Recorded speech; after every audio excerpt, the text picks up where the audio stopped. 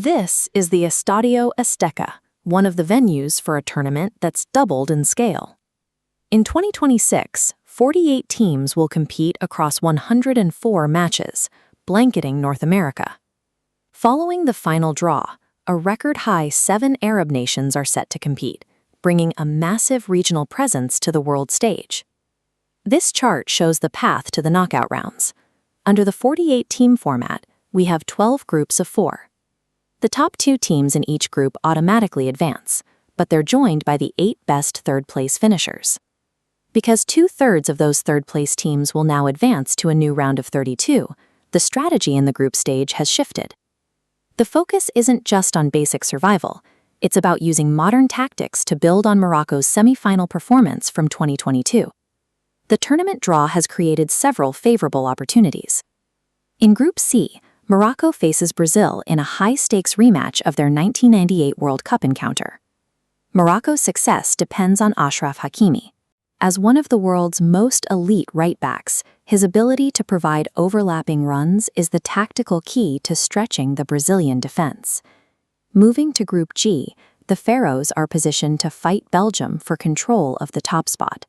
This is likely Mohamed Salah's final chance to lead Egypt deep into the tournament. He faces a Belgian squad that has struggled to maintain its previous form, providing a clear opening for the Pharaohs. Saudi Arabia is hunting for another upset against Spain in Group H, while Qatar faces a physical threat from host nation Canada and a disciplined Swiss side in Group B.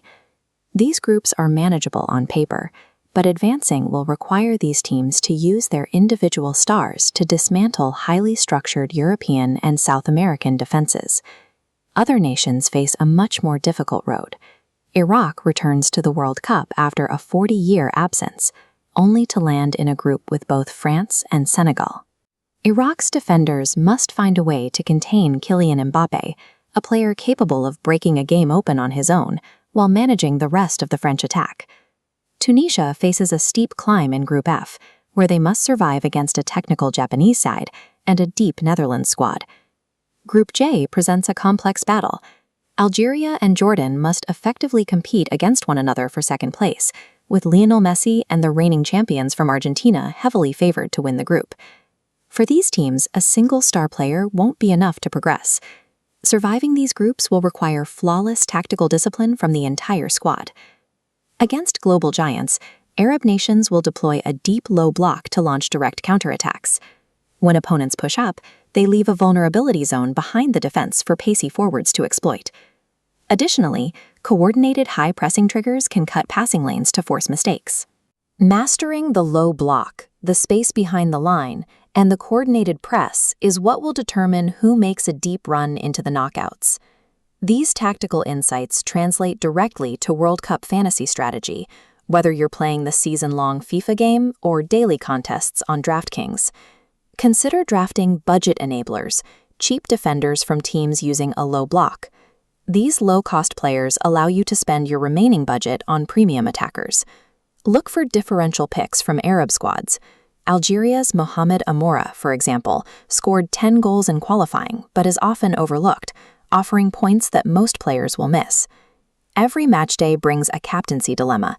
Do you bank on a proven scorer like Erling Haaland, or do you take a risk on a North African star to deliver a high-value differential performance?